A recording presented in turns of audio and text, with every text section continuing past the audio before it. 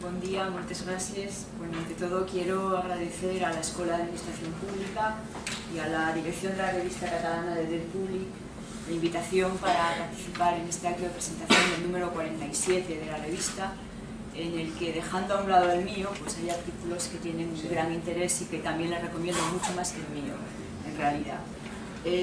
Yo tenía entendido que inicialmente iba a estar aquí también el autor de otro de los trabajos sobre un tema, por cierto, muy interesante, que finalmente no ha podido venir, lo cual me deja a mí mucho más expuesta y por tanto con más posibilidades de quedar mal ante ustedes. En todo caso, les agradezco a todos su amable presencia y desde luego a mi querida amiga la profesora Campins, la doctora Campins, su amable y extensiva presentación.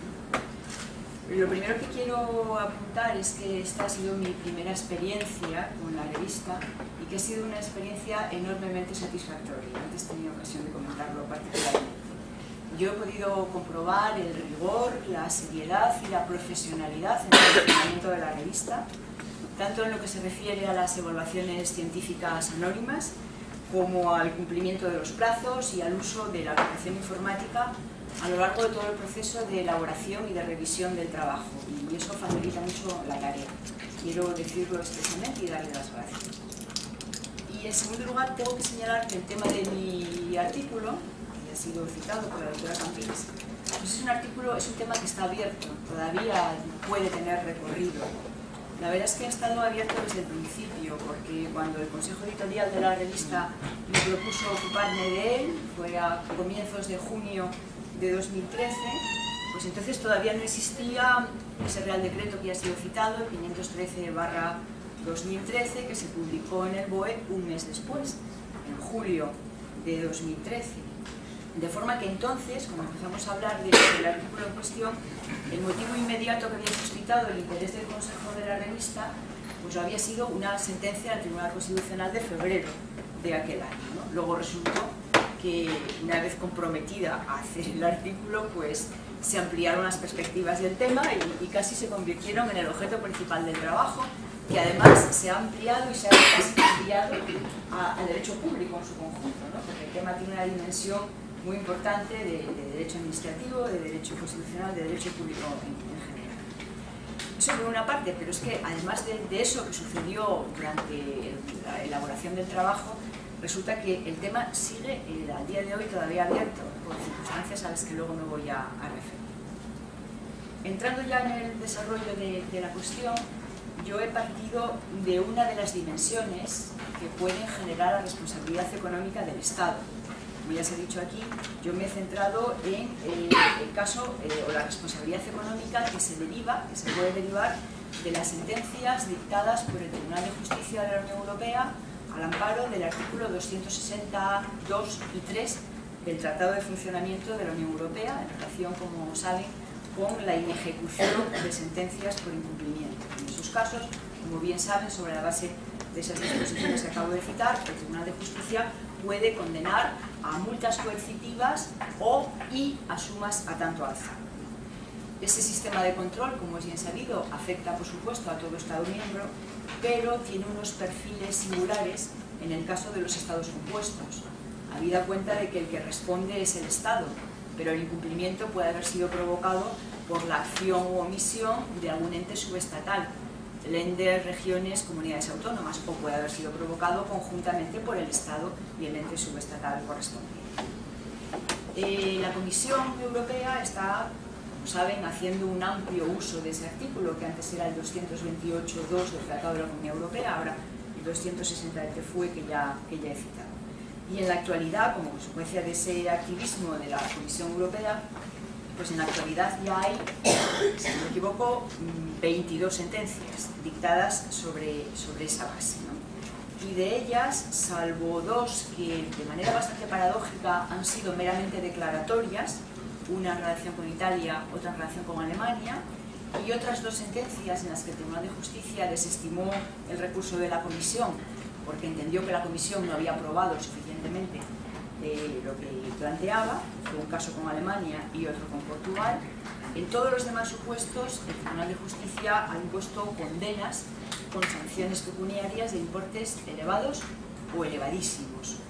Y y hasta ahora los estados afectados han sido Grecia en 5 ocasiones, España en 2, Francia en 3, y después, con una condena cada uno, Italia, Portugal, Irlanda, Suecia, República Checa, Bélgica y Luxemburgo.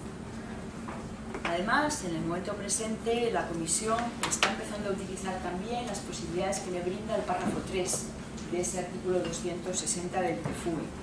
Actuar, presentar un recurso en los casos de transposición tardía de las directivas y de no informar sobre la transposición a la Comisión, y en ese caso mediante un solo recurso. Como saben, esta fue una de las novedades que introdujo el Tratado de Lisboa. La Comisión al mismo tiempo puede pretender que se declare el incumplimiento y que se condene ya a la sanción económica correspondiente. Bueno, pues eso lo está haciendo ya la Comisión Europea. En el año 2012 puso en marcha 35 procedimientos al respecto, sobre la base del 263, que afectan a 12 Estados miembros. A la cabeza está Polonia, con 10 procedimientos, Eslovenia 5, los Países Bajos 4, Finlandia 4, Bélgica 3, Chipre 2, y después con 1, Alemania, Bulgaria, Eslovaquia, Luxemburgo, Portugal y Hungría. De momento el Reino de España se está librando de esta aplicación de 263, pero todo se andará. La Comisión está pidiendo multas coercitivas diarias entre 5.909,40 euros y 315.036,54 euros diarios. No hay sentencias todavía en mi conocimiento, pero bueno, por ahí pueden venir también, digamos, noticias negativas en su nombre. Bueno, con carácter general, en relación con el recurso por incumplimiento, como ustedes saben, el Estado español tiene un notable porcentaje de procedimientos incoados. El último informe de la Comisión Europea sobre control del cumplimiento del derecho de la Unión, que es el 30º informe de 2012, pues dice que España es el tercer peor Estado en una Unión Europea de 27, que eran los datos de 2012, pues era el tercero peor, el que tenía más procedimientos, digamos, el tercero por abajo respecto a procedimientos por incumplimiento. Por delante solamente teníamos a Bélgica e Italia. Entonces, ciertamente el porcentaje de procedimientos es alto, ¿no? Ningún Estado se escapa, pero el Estado español, pues digamos que está bastante a la cabeza, ¿no? Y claro, de ese conjunto de procedimientos por incumplimiento, algún número de declaraciones de incumplimiento ya pronunciados por el Tribunal de Justicia obedecen a comportamientos de las comunidades autónomas. De todas formas, los expertos han puesto en relieve que las comunidades autónomas no incumplen cualitativamente de forma más grave, no incumplen cualitativamente ni tampoco cuantitativamente. En comparación con el Estado, las comunidades autónomas no incumplen ni más ni peor. Por tanto, que se ha dicho con razón que no son excesivos los procedimientos incoados por la Comisión contra España por conductas de las autonomías, y menos todavía son las sentencias que declaran el incumplimiento del Estado español como consecuencia de acciones o omisiones provenientes de las comunidades autónomas. El problema es que hasta el presente las dos sentencias que se han dictado contra el Reino de España, en las que el Tribunal de Justicia ha decidido medidas económicas, pues se refieren a cuestiones en las que estaba implicado el comportamiento de comunidades autónomas. Me refiero, como saben, a la sentencia del Tribunal de Justicia de entonces Comunidades Europeas del 25 de noviembre de 2003 en relación con el tema de la calidad de las aguas de baño. El sábado de hoy se celebra el Día Internacional del Agua. Bueno, pues, recordemos esa sentencia sobre calidad de las aguas de baño, en el que estuvieron implicadas varias comunidades autónomas, y allí se condenó a España a una multa que al final no hubo que pagar porque España cumplió rápidamente y al fin la Comisión se dio por satisfecha, ¿no? Y después hay una sentencia mucho más reciente del Tribunal de Justicia de la Unión Europea de 11 de diciembre de 2012 relativa a las ayudas de la Comunidad Autónoma del País Vasco al grupo Magefesa. En esa sentencia, por incumplimiento, por inejecución de una sentencia anterior, pues el tribunal condenó a una multa coercitiva de 50.000 euros por día de retraso en la inejecución de la sentencia inicial de incumplimiento y a una suma tanto alzado de 20 millones de euros. Bueno, pues en otros Estados miembros de la Unión Europea, que también se caracterizan por ser Estados opuestos políticamente, existen mecanismos de repercusión de las consecuencias económicas de ese cumplimiento, de repercusión sobre los entes políticos subestatales. Italia, sobre todo, también Bélgica y sobre todo Alemania, pues tienen mecanismos establecidos al respecto. En el Estado español se ha tardado más en establecer estos mecanismos de repercusión de las consecuencias económicas de estas sentencias del Tribunal de Justicia. Se ha tardado más, a pesar de que el Tribunal Constitucional español reconoció pronto la potestad de repercusión del Estado, por parte del Estado, sobre los entes subestatales. Ese reconocimiento de la potestad de repercusión del Estado lo hizo el Tribunal Constitucional en una sentencia de 1992, tempranamente, como decía, la sentencia 79/1992. En ella dijo que la responsabilidad adestra de la administración estatal no justifica la asunción de una competencia que no le corresponde, aunque tampoco le impide, dijo, repercutir ad intra sobre las administraciones públicas autonómicas competentes la responsabilidad que en cada caso proceda. Y lo que allí dijo, luego lo amplió en la sentencia 148/1998, en la cual, tras recordar la sentencia anterior, añadió: corresponde al Estado establecer los sistemas de coordinación y cooperación que permitan evitar las irregularidades o las carencias en el cumplimiento de la normativa comunitaria, así como los sistemas de compensación interadministrativa de la responsabilidad financiera que pudiera generarse para el propio Estado. Eso mismo lo repitió luego en una sentencia que es la 96/2002. Desde el punto de vista normativo, como les decía hace un momento, el tema se empezó a abordar más tarde, y esta cuestión de la ventilación, como dicen muchos sectores, la ventilación de la responsabilidad hacia las administraciones responsables, comenzó a articularse en un primer momento en relación con los ámbitos materiales más propicios a generar consecuencias económicas adversas. Y por eso la regulación se centró inicialmente en el tema de la responsabilidad por gestión de los fondos europeos y también la responsabilidad en relación con los déficits excesivos. Eso en un primer momento. En un segundo momento, el ámbito material de las cláusulas se amplió para contemplar cualquier sanción económica que se pudiera imponer por parte de las autoridades comunitarias, por parte de las instituciones europeas, por cualquier vulneración, incluido por el recurso por incumplimiento, las consecuencias económicas que se deriven de los recursos por incumplimiento. Y entonces, a partir de ahí, yo creo que se pueden señalar claramente dos etapas. En primer lugar, hubo cláusulas sectoriales en leyes igualmente sectoriales. Y en un segundo momento, en una segunda etapa, se han introducido cláusulas generales en leyes sectoriales, o, por utilizar una expresión que ahora se usa mucho, en leyes heterogéneas, es decir, estas que regulan un poco de todo. Por tanto, primero, insisto, cláusulas sectoriales en leyes sectoriales, luego cláusulas generales en leyes sectoriales. A la primera etapa sectorial, pues corresponde en primer lugar el artículo 121 bis del texto refundido de la Ley de Aguas, luego volvemos a las aguas, que se introdujo por una ley del año 2003. Ese artículo 121 bis se introdujo como respuesta, o fue la respuesta del legislador a la sentencia dictada por el Tribunal de Justicia a la que me refería antes. Eso se hace en el año 2003 y después hasta el año 2009 no aparecen nuevas cláusulas de este tipo, ¿no?, de responsabilidad. Se hace en la Ley 17/2009 sobre libre acceso a las actividades de servicios y su ejercicio. En esa ley de 2009, la disposición final cuarta introduce también una cláusula de responsabilidad, como luego haría la Ley 1/2010 de ordenación del comercio minorista, disposición adicional séptima, y también la Ley 41/2010 de protección del medio marino, en su disposición adicional tercera. A estas leyes que les acabo de citar, pues debo añadir una que, por cierto, en el trabajo se me olvidó incluir, que fue la Ley 17/2011, de 5 de julio, de seguridad alimentaria y nutrición. El preámbulo de esa ley advierte de que si el Tribunal de Justicia de las Comunidades Europeas condenar a España al pago de una multa coercitiva por irregularidades como consecuencia de la actuación de alguna administración en el campo de la seguridad alimentaria.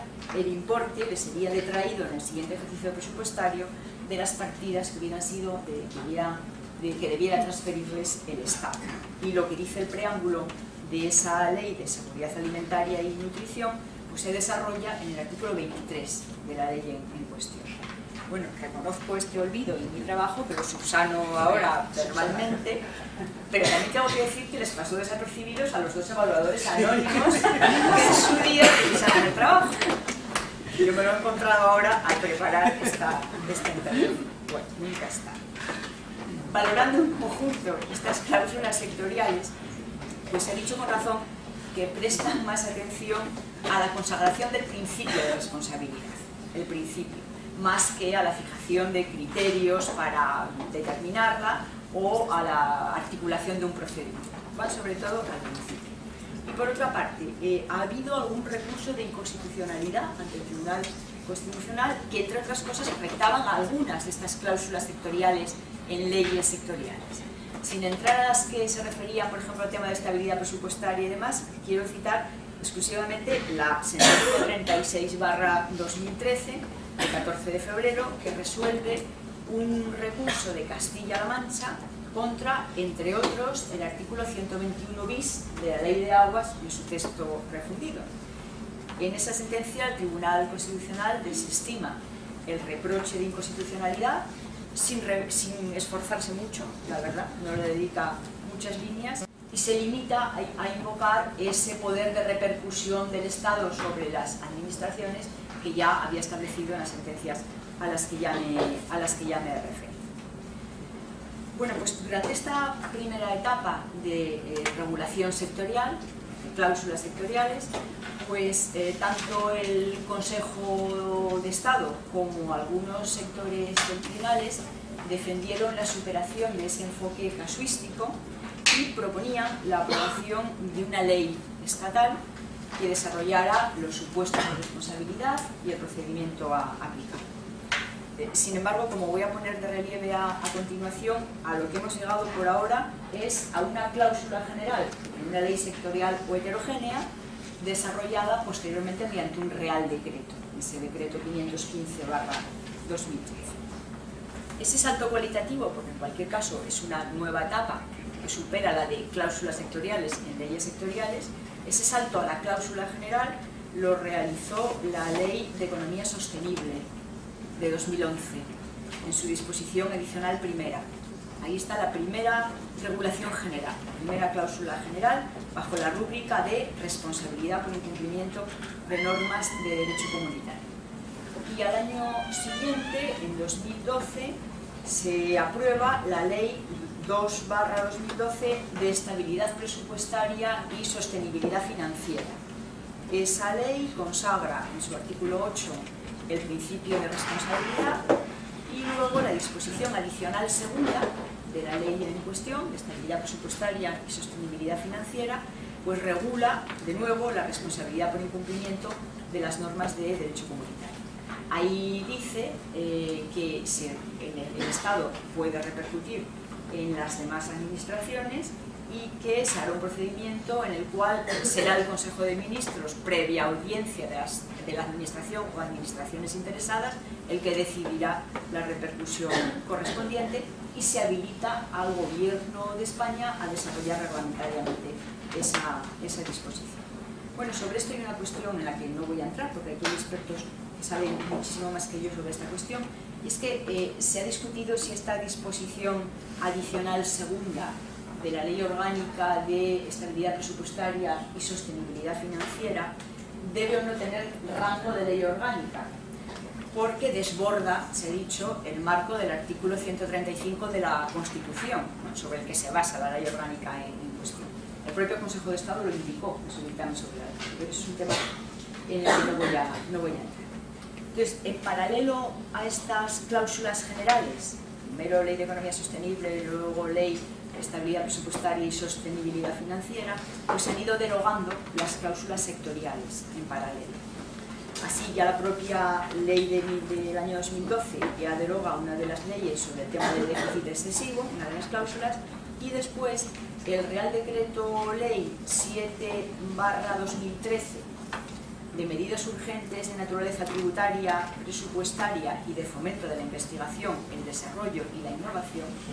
Bueno, hace tiempo que nos hemos acostumbrado a no fijarnos, no prestar atención al título de la norma correspondiente, porque dentro puede haber cualquier cosa, ¿no? Pues esto nos obliga a leérnoslo todo, ¿no? Porque realmente el título de este decreto ley no nos haría sospechar que realmente, entre otras cosas, lo que hace es derogar el artículo 121 bis del texto refundido de la Ley de Aguas, la disposición final cuarta de la Ley sobre libre acceso a las actividades de servicio y su ejercicio, la disposición adicional tercera de la Ley de Protección del Medio Marino e incluso, es decir, esas cláusulas sectoriales que antes les citaba, y además deroga también, ese Real Decreto Ley, la disposición adicional primera de la Ley de Economía Sostenible, es decir, la primera cláusula general que se había introducido en el ordenamiento. Con lo cual, ahora la regulación de esta cuestión, de la repercusión de las consecuencias financieras por incumplimiento del derecho de la Unión, se queda concentrada en las previsiones de la Ley Orgánica de Estabilidad Presupuestaria y Sostenibilidad Financiera de 2012. Aunque, sorprendentemente, al menos para mí, no sé si hay alguna explicación, pero el decreto que derogaba las otras cláusulas ha dejado vigente la disposición correspondiente de la Ley de Ordenación del Comercio Minorista y también la cláusula correspondiente de la Ley de Seguridad Alimentaria y Nutrición, con lo cual no todas las cláusulas sectoriales han sido derogadas en el correspondiente. Yo creo que al legislador, al hizo el decreto ley, se lo olvidó, con lo cual, bueno, pues el panorama normativo es ciertamente complejo, no nos lo pone fácil. En todo caso, esta simplificación, aunque no completa, pero esta simplificación del panorama legal ha sido seguida por la adopción de ese tantas veces citado ya decreto 515/2013 de 5 de julio, por el que se regulan los criterios y el procedimiento para determinar y repercutir las responsabilidades por incumplimiento del derecho de la Unión Europea. Ese es el título del decreto en cuestión. Debo decir que el ámbito objetivo de aplicación de este decreto desborda el propósito del trabajo que yo he publicado en la revista, porque abarca toda sanción impuesta a España mediante sentencia, acto o decisión ejecutiva de las instituciones europeas. Es decir, no solo las sanciones pecuniarias que vengan por la vía de las sentencias del Tribunal de Justicia de la Unión, sino otras cuestiones que se puedan plantear en relación con déficit excesivo o en relación con los fondos europeos, ¿no? El Real Decreto lo regula todo. Bueno, el preámbulo del decreto en cuestión destaca que en él se desarrolla un procedimiento general de determinación y repercusión de las responsabilidades derivadas del incumplimiento del derecho de la Unión Europea, y el decreto dice que esto supone una gran novedad en el ordenamiento jurídico español, porque hasta entonces solo había una regulación dispersa y de carácter sectorial. Eso es cierto, y luego el decreto también invoca la Ley Orgánica de 2012, que ya les he citado en varias ocasiones, e incluso se alude al poder de repercusión reconocido por el Tribunal Constitucional. El decreto regula, por tanto, el procedimiento a seguir y determina el ámbito subjetivo y objetivo de aplicación del decreto en cuestión, ámbito subjetivo y objetivo, y además establece, de la manera que vamos a ver enseguida, los mecanismos para hacer efectiva la repercusión. Respecto al ámbito subjetivo, bueno, está claro que las comunidades autónomas están incluidas. No les voy a repetir el texto del artículo que lo delimita, pero ciertamente ahí están las comunidades autónomas. Y dentro del ámbito objetivo, como les decía, está el tema de las sentencias del 262 y 3 y también otras cosas más. En relación con este ámbito objetivo hay una cuestión que les quería comentar, y es que por un lado se hace un enunciado general, dice que se aplica a cualquier sanción que se imponga por cualquier incumplimiento relacionado con el derecho de la Unión, enunciado general, pero luego en el artículo 3, apartado 3 del decreto 515, pues se consagra una tipificación no exhaustiva de posibles incumplimientos.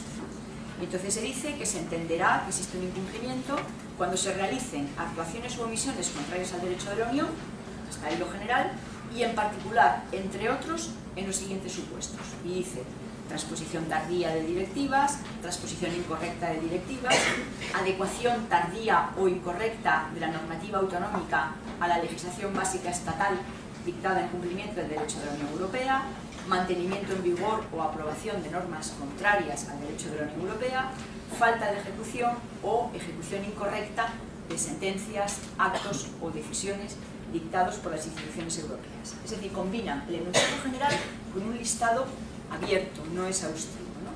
Entonces, con independencia de que esto sea acertado o no, que se podría discutir esta combinación, en todo caso se puede hacer algún comentario al respecto.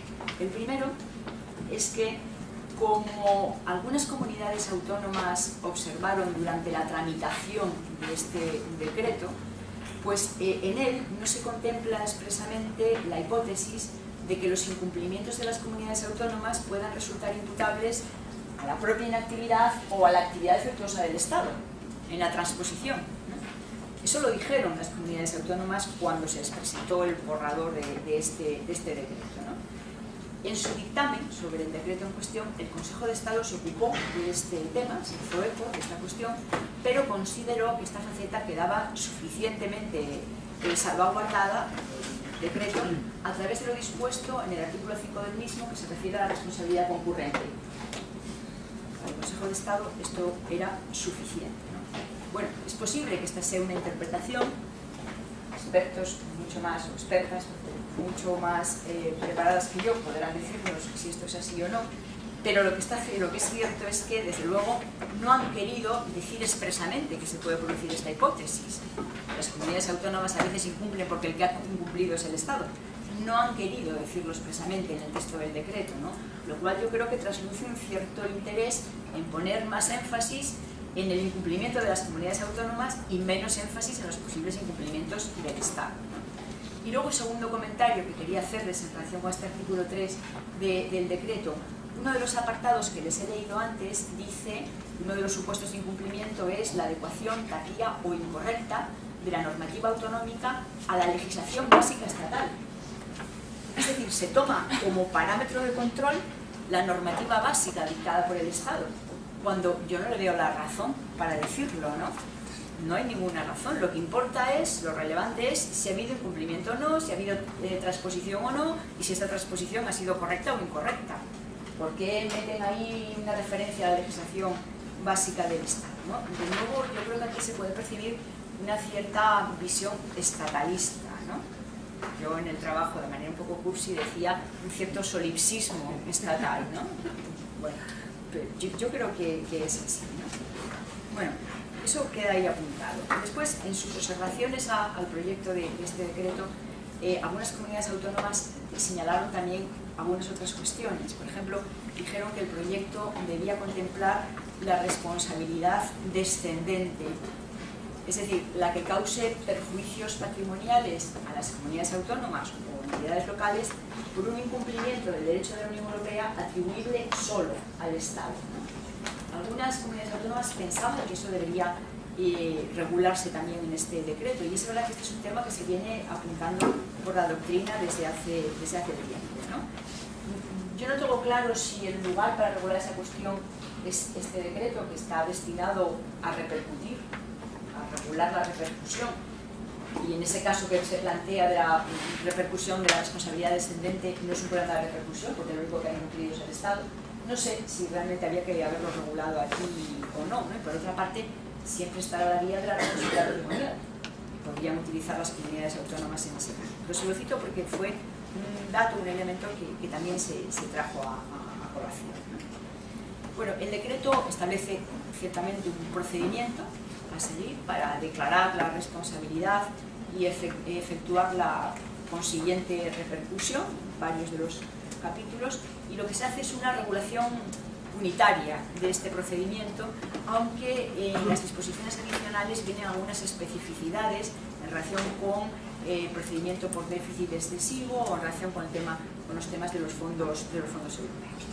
Es un procedimiento en el que no voy a entrar. Con carácter general el diseño sigue el de la Ley de Régimen Jurídico de las Administraciones Públicas y el Procedimiento Administrativo Común, y en él, claro, se garantiza la audiencia a la administración o administraciones afectadas, solo faltaba que no fuera así, ¿no? Y se atribuye la competencia para resolver al Consejo de Ministros, tal como ya decían las cláusulas sectoriales y la cláusula general de la Ley de 2012.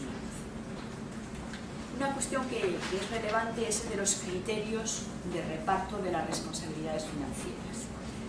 El decreto, en el artículo 9, dispone, sin más, que el acuerdo de iniciación del procedimiento lo llevará a cabo un órgano del Ministerio de Hacienda y de las Administraciones Públicas. El acuerdo de iniciación del procedimiento concretará, entre otros extremos, dice, los criterios de imputación y, en su caso, de distribución de la responsabilidad tenidos en cuenta.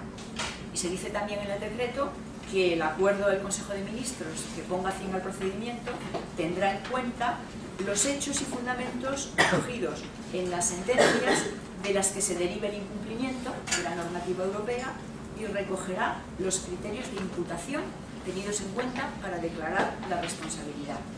Claro, este enfoque configura un amplísimo margen de discrecionalidad que solamente resulta acotado por esa referencia que hace en dos ocasiones el decreto a que serán vinculantes para el Consejo de Ministros los contenidos de las sentencias donde se impongan las sanciones económicas correspondientes.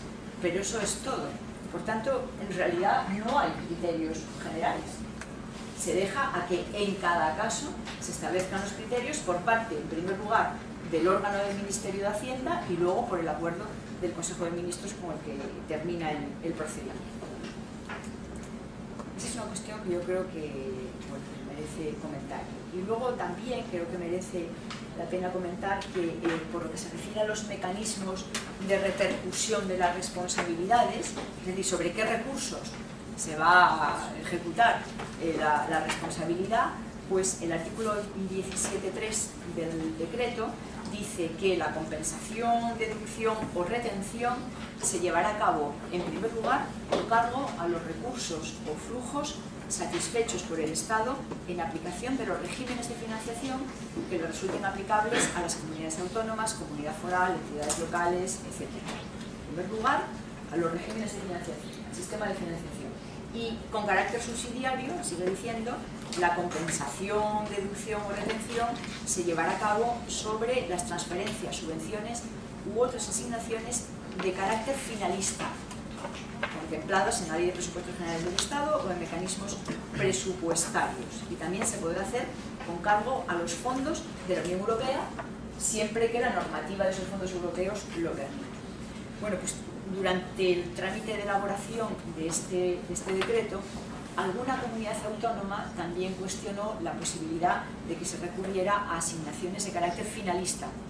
Eso también se cuestionó. Sin embargo, en su dictamen el Consejo de Estado no encontró inconveniente y, citando su informe del año 2010 sobre garantías de cumplimiento del derecho de la Unión, dijo el Consejo de Estado que se podría establecer, como hace este artículo 17.3 que les cito, se podría hacer una suerte de prelación entre los diferentes recursos disponibles para hacer la repercusión, empezando primero con los recursos de carácter no finalista y, si fuera necesario, pasando a los otros. Por otra parte, las comunidades autónomas también denunciaron en sus observaciones al borrador del decreto la naturaleza, a su juicio, sancionadora del procedimiento que se establece. El preámbulo del decreto se apresura a decir que no tiene naturaleza sancionadora. Tampoco lo entendió, tampoco el Tribunal Constitucional entendió que la tuviera. La sentencia 36/2013 y el Consejo de Estado en su dictamen sobre el proyecto tampoco. Dijo que no se está en este caso ante una norma de naturaleza sancionadora, aunque sí con consecuencias financieras desfavorables. Pero entendió que no era lo mismo. Y luego hay una cuestión de carácter general, siguiendo con los temas que plantearon las comunidades autónomas en relación con el decreto. Hay una cuestión de carácter general que señalaron muchas comunidades autónomas en sus observaciones, y es que a su juicio la materia debería regularse por ley, con alcance general, no por decreto, sino por ley, sobre todo en relación con los criterios objetivos de imputación y los principales trámites del procedimiento de determinación de la responsabilidad. Tampoco voy a entrar en esta dimensión del rango normativo, el rango legal de la norma correspondiente. Ya, como decía antes, hay aquí expertos mucho más cualificados que yo en derecho, en otras dimensiones del derecho público que pueden hacerlo, pero yo creo que es una cuestión que tiene sentido plantearlo, rango. Por ejemplo, desde la óptica de lo que acabo de señalar, los recursos sobre los que se puede efectuar la repercusión, ¿no? Sobre los recursos, porque esos recursos incluyen, en primer lugar, como ya les he dicho, el sistema de financiación autonómica, ¿no? Y entonces, claro, mediante un decreto se puede tomar una decisión de este tipo, se puede permitir una decisión de este tipo que va a acabar afectando al sistema de financiación. Esto se lo preguntó, en términos generales, antes del decreto, se lo preguntó a sí mismo el Consejo de Estado en el informe del año 2010 que antes citaba sobre garantía del cumplimiento del derecho de la Unión. Se preguntó si la repercusión se podría hacer sobre los recursos que integran el sistema de financiación autonómico. Y bueno, se dijo a sí mismo que no habría problema. Pero claro, el Consejo de Estado en aquel momento partía de la base de que lo que se podría hacer, o lo que él querría que se hubiera hecho, era una ley, no un decreto. El Consejo de Estado, como les decía antes, llevaba años diciendo que sería muy conveniente que hubiera una ley que con carácter general regulara esto.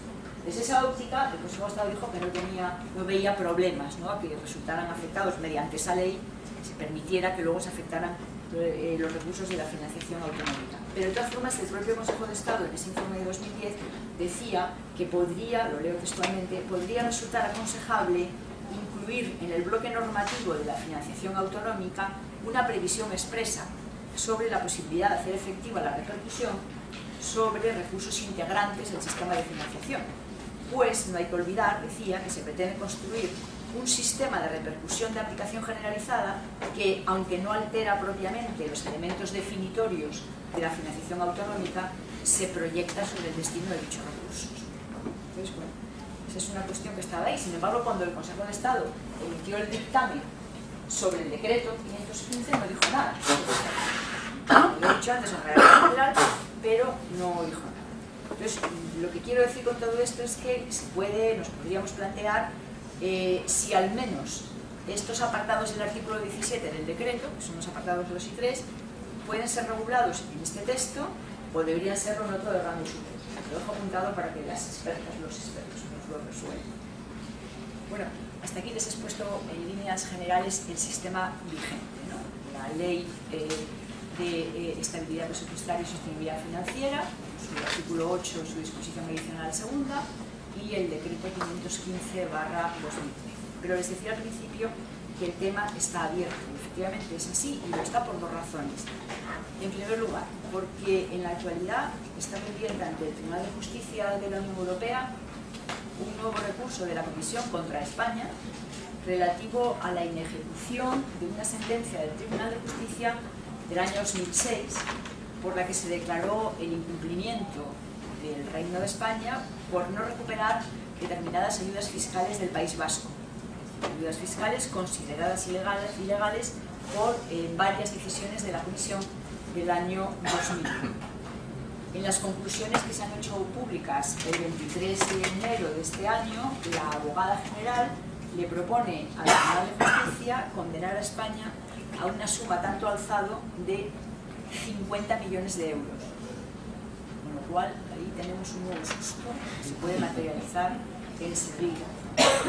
Tanto por ahí puede salir abierto. Y luego, en segundo lugar, el tema está abierto también porque resulta que la disposición adicional segunda de la Ley Orgánica de Estabilidad Presupuestaria y Sostenibilidad Financiera, tantas veces citada, esa disposición adicional segunda es objeto en estos momentos de un recurso de inconstitucionalidad.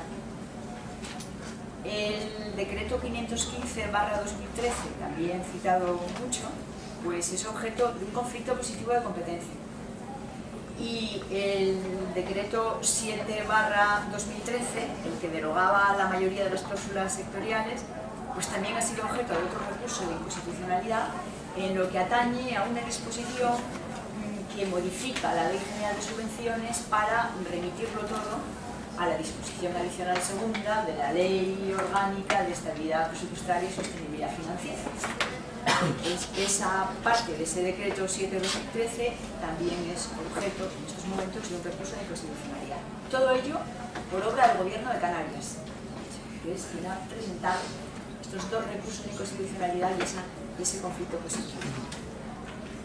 Bueno, a través de los dictámenes evacuados por el Consejo Consultivo de Canarias he podido ver, reconstruir la argumentación, las líneas generales de la argumentación del Gobierno de Canarias.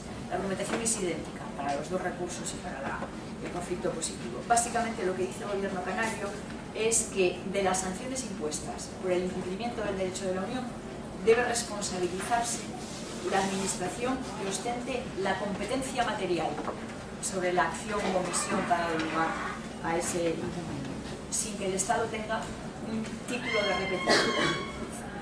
Y por tanto, dice Canarias, la Administración competente, la que tiene la competencia para la ejecución, porque tiene competencia sobre la materia, es la que tiene que depurar su propia responsabilidad, dice el Gobierno de Canarias. La responsabilidad deriva del ejercicio de las competencias propias y, por tanto, dice, no puede determinarse por otro sujeto público que no sea el titular de esa competencia. Dice, el Estado podrá luego acudir a otras vías de redacción, las que el ordenamiento jurídico le depare, pero lo que no puede es sustituir a la Administración incumplidora en esta materia de depuración de la responsabilidad.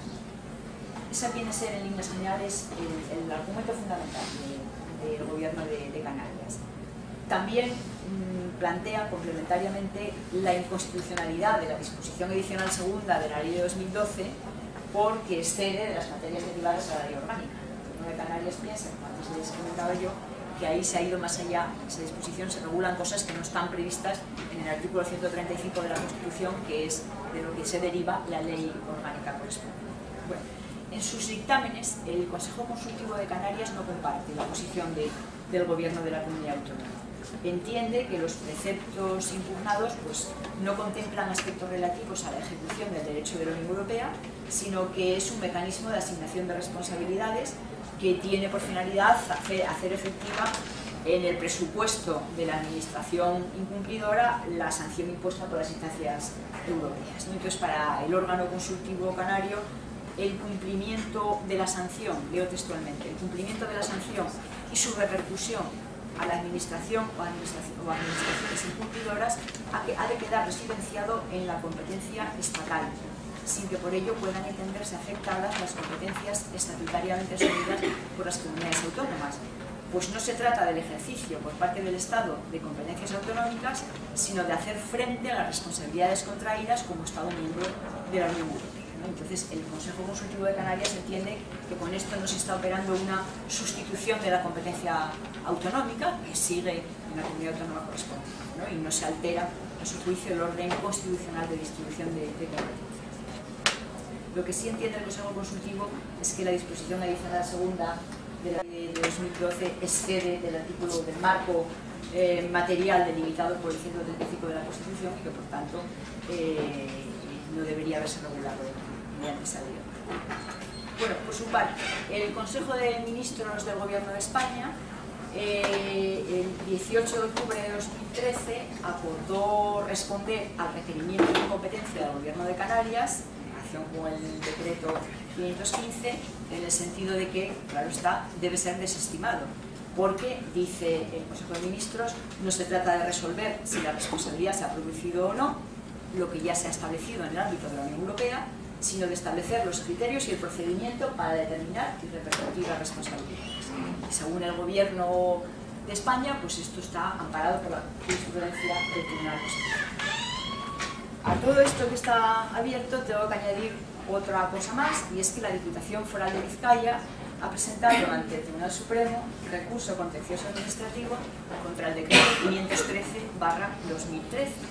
Recurso contencioso administrativo que ha quedado en suspenso porque el Tribunal Constitucional ha admitido a trámite las otras cuestiones, los otros recursos a los que me refiero. Está abierto, por tanto, el tema. Como verán, lo que les indicaba al principio, pues tenía su porqué. habrá que esperar a ver qué dice el Tribunal Constitucional. Bueno, a mí no me gusta nunca hacer predicciones, pero no me parece aventurado decir que lo desestimará, me temo, todo, ¿no? Invocará su doctrina ya establecida en aquellas sentencias que antes les citaba sobre el poder de repercusión del Estado de este tipo de responsabilidades económicas y seguramente pues, el gobierno de Canarias no conseguirá sus pretensiones.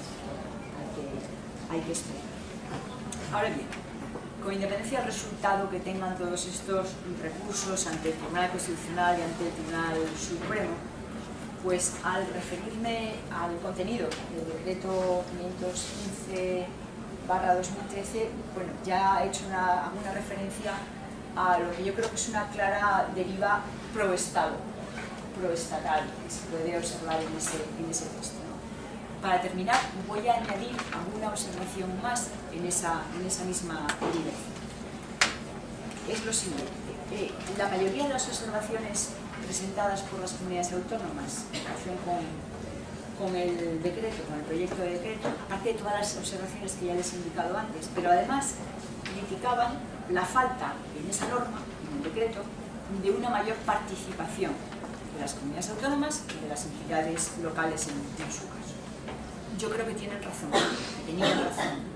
A mí no me parece de recibo que la disposición adicional séptima, relativa o titulada Cooperación Interadministrativa, se limita a decir, y se lo leo, cuando en los términos previstos en el artículo 3 se imponga una sanción al Reino de España para cuyo cumplimiento sean necesarias acciones que competan a administraciones públicas distintas de la Administración General del Estado, corresponderá al Ministerio de Hacienda y Administraciones Públicas, con la asistencia, en su caso, de la Abogacía General del Estado, coordinar la cooperación y relaciones con las administraciones implicadas. Eso es todo lo que dice, bajo la rúbrica cooperación interadministrativa. Yo no puedo entender que aquí no se mencione expresamente los órganos de colaboración entre el Estado y las comunidades autónomas, tanto los de órganos de carácter multilateral como los de carácter bilateral, ¿no? Esa laguna ya estaba en las cláusulas generales de la Ley de Economía Sostenible y de la Ley de 2012, pero bueno, yo opino, esto lo podemos comentar después, pero yo creo que este decreto será el lugar adecuado para mencionar a estas instancias, ¿no? de colaboración y de participación. Uno de los motivos que invocó Castilla-La Mancha en el recurso que dio lugar a la sentencia del Tribunal Constitucional 36/2013 era eso, que no se tenían en cuenta estos mecanismos, ¿no? El Tribunal Constitucional no entró. Bueno, pues yo en definitiva lo que quiero señalar es que este Real Decreto 515/2013 yo creo que se caracteriza por consagrar un enfoque de tipo administrativo, con procedimientos rígidos, formalizados, tratando a las comunidades autónomas y también a otros entes y otras instituciones, pero desde el punto de vista que nos interesa hoy, a las comunidades autónomas los tratan como meros terceros interesados, a los que se les da audiencia, claro, solo faltaba, pero nada más, ¿no? Y yo creo entonces que prevalece una posición de supremacía estatal, claramente, y que se olvidan esos mecanismos de cooperación interinstitucional y los principios que inspiran esos mecanismos, ¿no? Es decir, que este tema de la repercusión de la responsabilidad económica por incumplimiento del derecho de la Unión sea, y no lo digo de manera peyorativa, se ha administrativizado, y cuando se podía haber articulado de una manera mucho más cooperativa y por tanto de una manera mucho más política también, ¿no? Entiendo eso. No tiene ninguna sensibilidad política ese decreto, ¿no?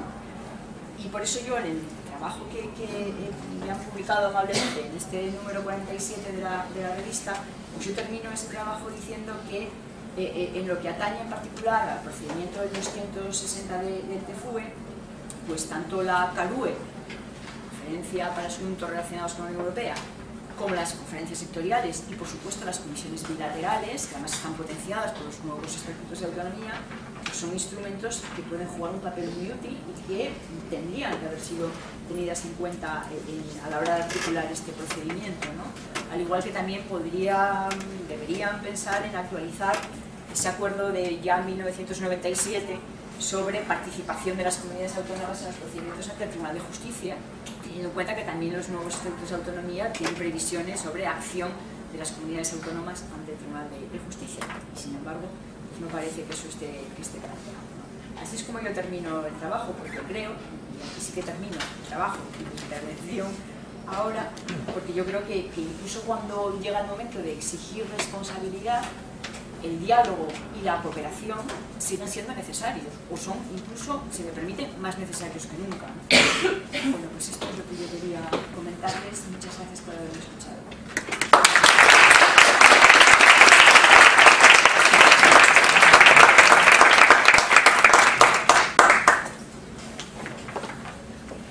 Muchas gracias por esta lección magistral que me confirma ya no solo la calidad de la ponente, sino también la inspiración que tuvo la revista cuando encargó el artículo y a quien encargaba su ejecución. Y yo creo que vamos a iniciar un turno de coloquio, pero no me puedo, si me permites, no me puedo privar un solo segundo de decir que exactamente en el año 2001, en este aula, cuando yo tenía el derecho europeo asignado de 7 a 9 de la tarde y se produjo la modificación del texto refundido de la Ley de Aguas, cuando acordaron los momentos del drama del Plan Hidrológico Nacional y del drama del trasvase del Ebro, todo junto, y apareció, se deslizó, no se sabe debido a qué mente, en el artículo 120 de la Ley de Aguas aquello. Me acuerdo que lo miré, lo expliqué y dije, a mí me da la impresión de que esto es un problema de relaciones entre organizaciones estatales, entre entes subestatales, no es para crear lo introducido en una ley de aguas. Fue la primera vez, de esto me acuerdo. Me acuerdo que dije, si tiene repercusiones económicas, va a tener repercusiones en lo mismo que hace el derecho europeo. Te elimino dinero, no te aplico los fondos, lo detengo, lo retraigo y lo deduzco. Si esto sucede, afectará a la financiación. Si afecta a la financiación, afectará a la LOFCA. Esto se podía hacer por una ley como fue la Ley de Aguas. Entonces me planteaba aquello. Pero ahora vista la palabra tan correcta que se ha señalado de que un proceso que es un proceso cuasi sagrado porque es de cumplimiento, sea administrativizado, ahora diría lo último de lo que ya no me puedo privar. Hemos puesto la relación de responsabilidad entre Estado y comunidades autónomas en la mano de la Sala Cuarta del Tribunal Supremo. Y con esto, o la Sala Tercera, depende del reparto, y ya con esto lo dejo abierto y me parece que sería oportuno. Yo diría muchas más cosas, es atractivo todo lo que has planteado, muchísimo, pero vamos a dejarlo al coloquio. ¿Quién quiere intervenir? ¿Quién le gustaría? Pero es que es un tema que, si lo comentábamos antes, de derecho público general. Yo en realidad he descubierto un mundo, he sufrido bastante a la hora de redactar este trabajo que además me pilló en pleno mes de agosto. Eso merecía unos agradecimientos particulares. Pero claro, este es el terreno común del derecho público, afortunadamente, ¿no? Aquí los especialistas en derecho internacional tenemos una parcela, una pequeña parcela, pero hay otros expertos en otras ramas del derecho público que tienen muchísimo que decir al respecto, ¿no? Por tanto, yo solamente he intentado transmitir mi punto de vista, que en ese sentido, dado que yo estoy en una rama en esto colateral, creo que es objetivo y no está contaminado por nada. Yo he transmitido mi punto de vista y a la hora de ver el decreto, pues dije, no, esto está realmente sesgado, realmente sesgado. Si ligando con lo que planteaba ahora la doctora Montoro, si la decisión del Consejo de Ministros no es del agrado de una comunidad autónoma, entonces su impugnación, ¿qué recursos serían posibles, ¿no?, contra esta decisión? Pues ley de la jurisdicción contenciosa administrativa, facilísimo. Artículo 103 de la Constitución. Los actos de la Administración están sometidos al control de la jurisdicción contenciosa. No hay acto que se escape de la jurisdicción contenciosa. Ejemplo que tenemos estos días, lo estamos viendo.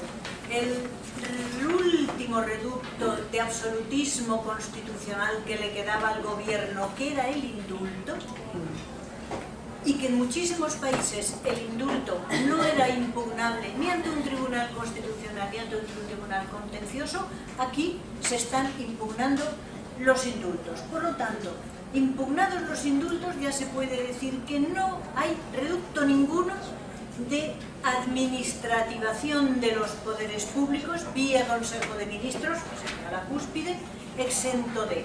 Depende de cómo esté el reparto. Yo he dicho sala de lo contencioso, la cuarta, me puedo equivocar, es la 3, pero me da la impresión de que podría ser la cuarta. Y entonces me veo a los jueces de lo contencioso estudiando los criterios, la aplicación de los criterios, etcétera, etcétera.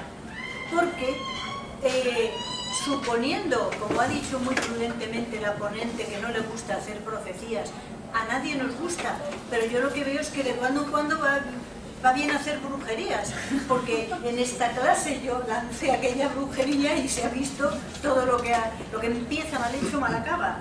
Pero la cuestión de estos momentos es ¿qué criterios aplica el Tribunal Supremo? Si la profecía que ella hace es que el Tribunal Constitucional va a avalar el sistema, que yo creo que podrá avalarlo, el que un sistema sea constitucional no quiere decir que sea un desastre del sistema, porque muchas cosas pueden ser lógicas conforme a la Constitución, acopladas a la Constitución, pero de las 20 soluciones que podías elegir, has elegido la peor de entre las 19 que has desechado. Y esto es lo que... se ha juridificado y se ha judicializado lo que es un conflicto marcado ya, porque el propio derecho europeo ya ha dicho que se ha incumplido, ya estaba marcado, dentro de se ha diluido. Claro, es que el decreto dice el acuerdo del Consejo de Ministros por encima del procedimiento, claro, tanto a partir de ahí lo que la doctora Montoro dice. Y claro, a la hora de determinar los criterios, como ya hemos comentado, no hay ningún criterio general, ninguno en absoluto, depende del caso concreto. Claro, yo creo que eso es más peligroso todavía cuando se trata precisamente de sentencias del 262, porque a lo mejor en materia de fondos o el déficit excesivo, bueno, pues se puede computar exactamente las cantidades correspondientes en las que la comunidad autónoma no lo ha hecho adecuadamente y no ha actuado legalmente. En los fondos, en el déficit, un porcentaje, una cantidad, vale.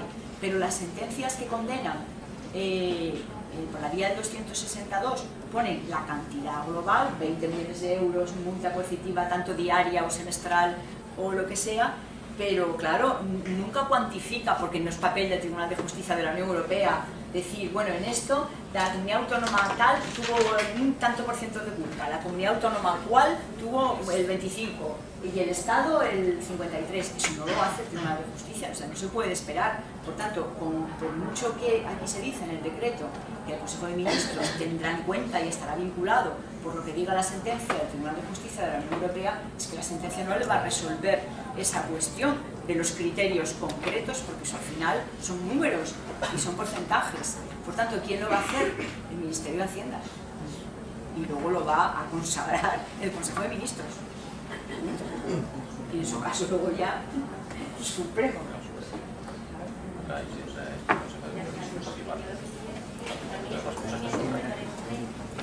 Una miqueta més alt, sisplau.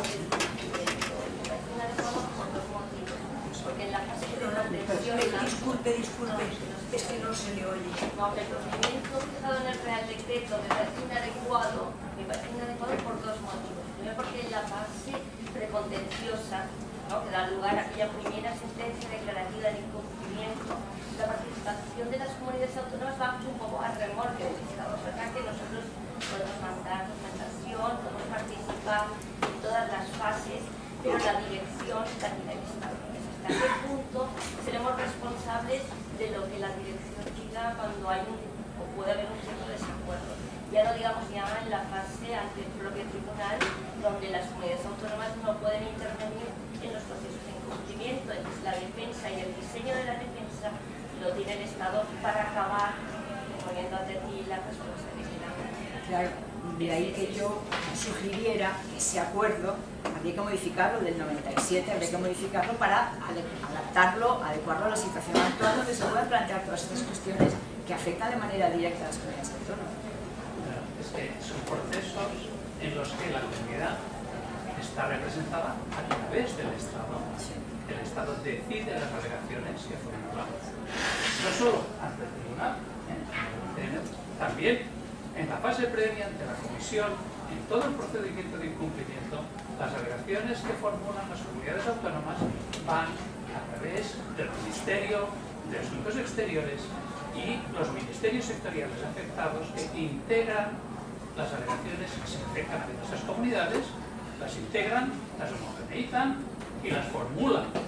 Por tanto, la actuación oficial de una comunidad autónoma aprobando una disposición contra el derecho europeo o asignando unos fondos, etc., puede haber habido en determinados casos una actuación clara, cumplidora de la comunidad, pero en todo caso lo que no hay es el propio derecho de defensa de la comunidad autónoma frente a ese tribunal que le va a condenar.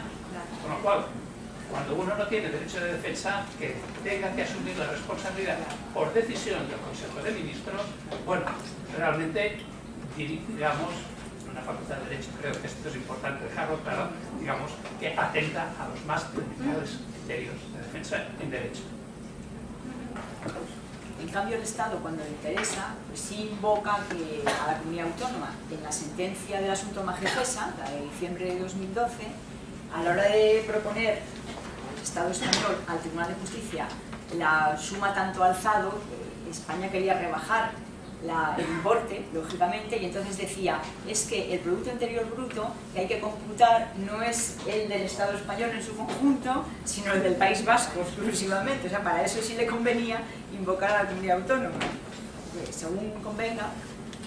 Que tiene un régimen especial. Me hubiera gustado saber si el resultado de eso si hubiera sido la Comunidad de Valencia. Por eso.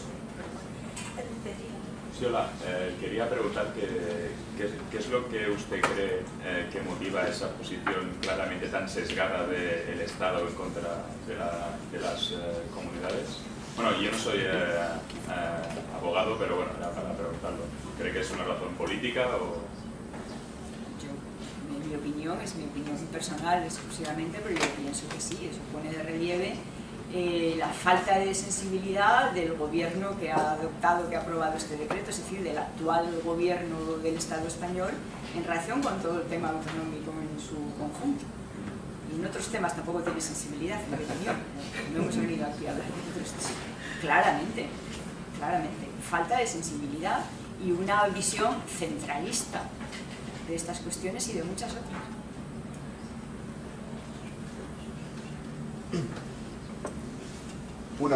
Gracias.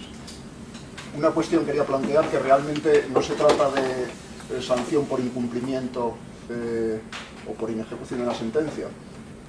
Quería plantearla, he visto que está aquí Neus, que a lo mejor puede querer decir alguna cuestión sobre el tema, pero es el caso, para decirlo abiertamente, del céntimo sanitario, donde, claro, había una sentencia del Tribunal de Justicia anulando dicho impuesto, realmente el nombre técnico, ¿no? Pues el impuesto sobre ventas minoristas de determinados hidrocarburos. A mi modo de ver, así de entrada y muy grosso modo, se podría hablar, o por lo menos tratar la cuestión de si hay una responsabilidad compartida entre el Estado y las comunidades autónomas o es solamente del Estado, creo. Porque además yo creo que este será el punto de debate para seguir el procedimiento, porque claro, aquí la sentencia a lo que obliga es, en última instancia, a la devolución de las cuotas tributarias pagadas. Y creo que el cálculo que se ha hecho es que la recaudación que se ha obtenido, creo que en los casi 10 años de vigencia del impuesto, ha sido de 13.000 millones de euros, es decir, que no es cuestión baladí, ¿no? Naturalmente que no todo el mundo podremos obtener la devolución porque tendríamos que tener la factura, ¿no? Pero bueno, empresas, desde luego la empresa recurrente y otras muchas, pues podrán obtener, reclamar esta devolución, ¿no? Y claro, aquí hay unas cuestiones de responsabilidades como mínimo cruzadas por toda la regulación de la financiación autonómica, por un lado, y bueno, por otra parte yo creo que la solución de fondo podría ser un tanto análoga a esa cuestión del pago de sanciones, pero el procedimiento desde luego que no puede ser mediante la regulación por un real decreto y decisión del Consejo de Ministros, porque claro, esto sería totalmente equivocado en esta cuestión, ¿no? Bueno, no sé si quería apuntar algo. Usted bien ha dicho, no es una sentencia dictada por el Tribunal de Justicia por la vía del 262, no es una sanción pecuniaria impuesta por incumplimiento, es un tema, por tanto, de ámbito del Estado español, ámbito interno, ¿no? Yo, podrán decirle con mucho más conocimiento de causa que yo, puedo decirle la posición del Gobierno de Asturias, que es una de las comunidades autónomas afectadas. El Gobierno de Asturias dice que lo pague el Estado. Eso es lo que dice. Ya bastante tenemos con lo que tenemos. Es verdad que no todo el mundo va a poder reclamar, no todo el mundo tenemos las facturas correspondientes y además que hay varios años que han prescrito, ¿no?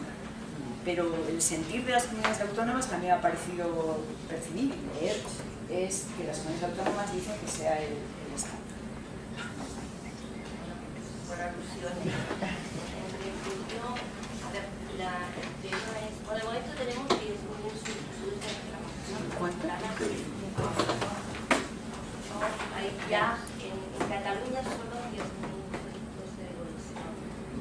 Y bueno, sabemos que la agencia tributaria además está facilitando un modelo de solicitud para organizar el coste no ya de la devolución, sino de la gestión de la interpretación que ya va por los municipios.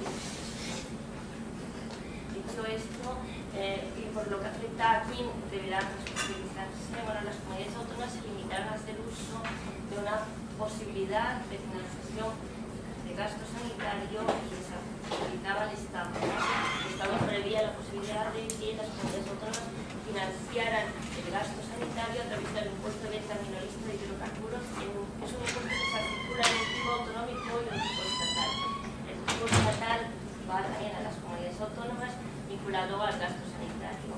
Y se planteó una cuestión prejudicial ante el tribunal sobre si ese impuesto era compatible o no con el impuesto especial de hidrocarburos, que es un impuesto armonizado. La discusión se centraba en si era un impuesto finalista, realmente finalista.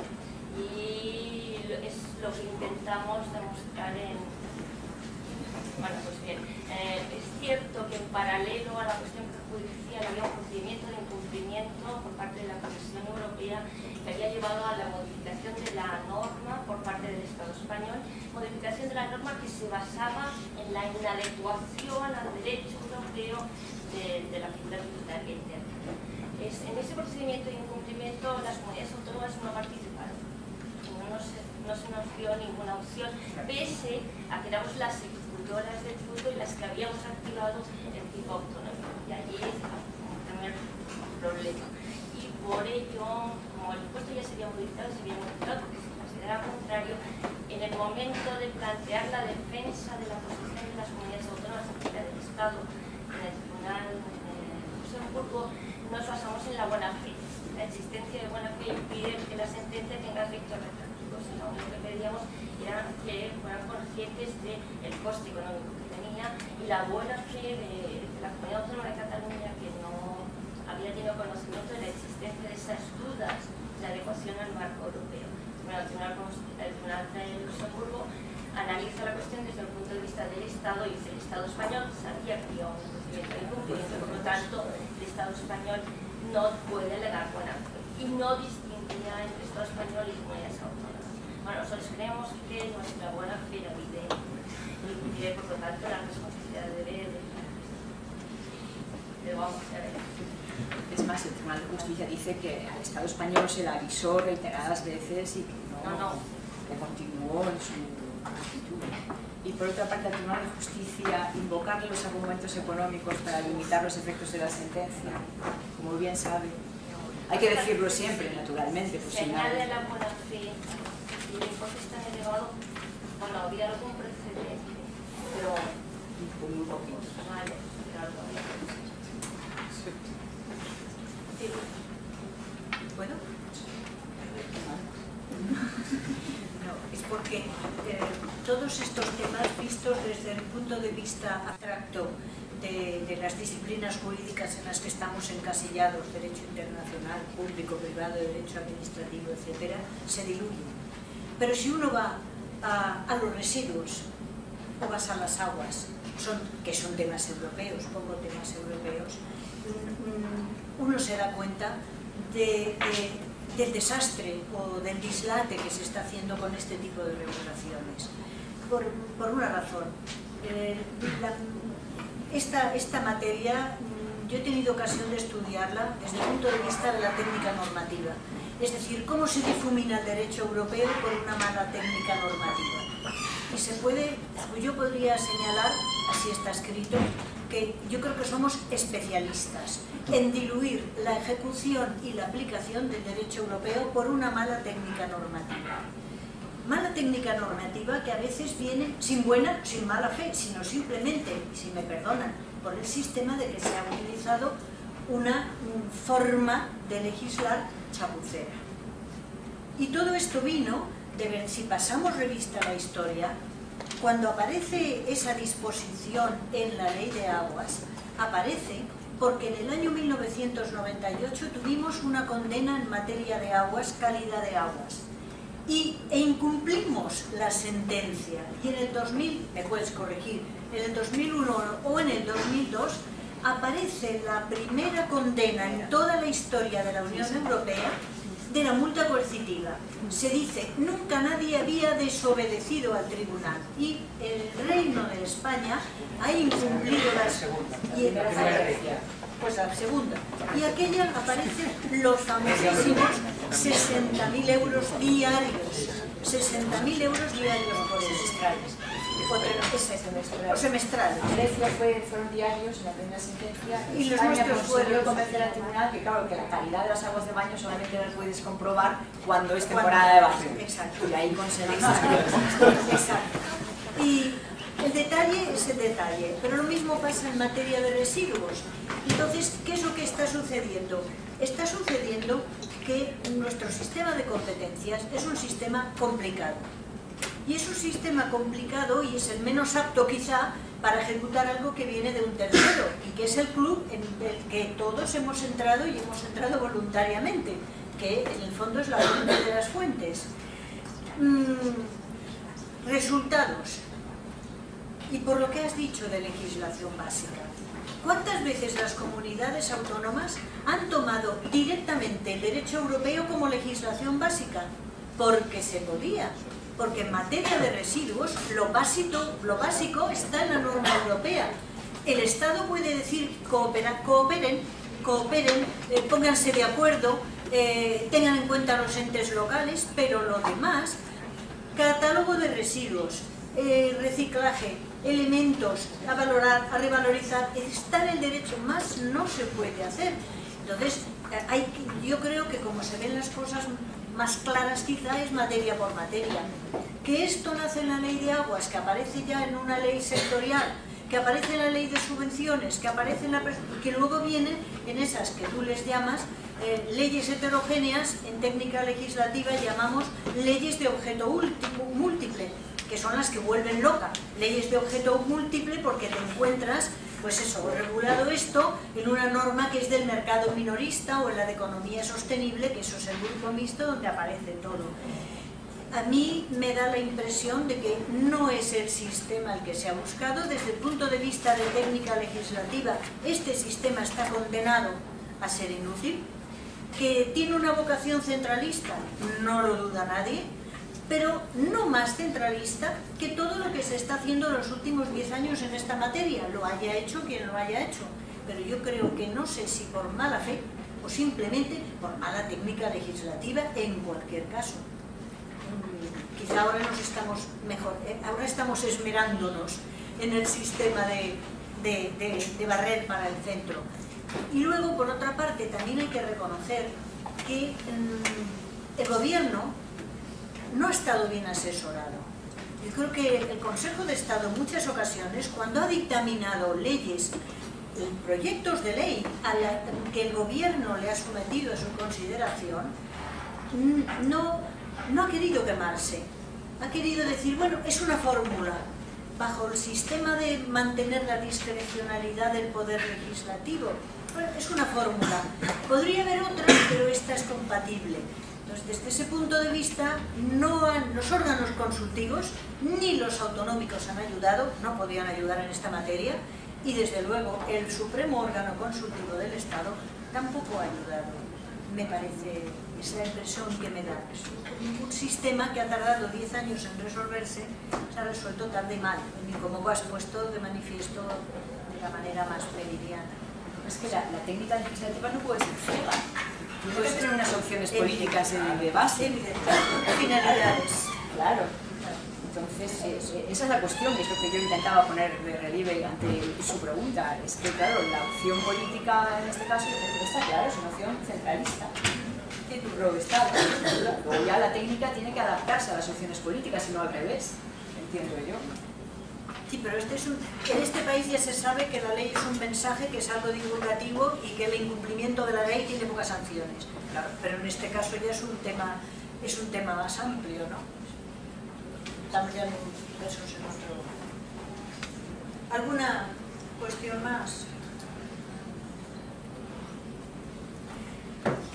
Pues si no hay ninguna cuestión más, en nombre de la directora de la escuela, a la que le hubiera gustado muchísimo por montones de razones estar aquí presente, agradezco el esfuerzo de desplazamiento a la conferencia, la rigurosidad de un instante,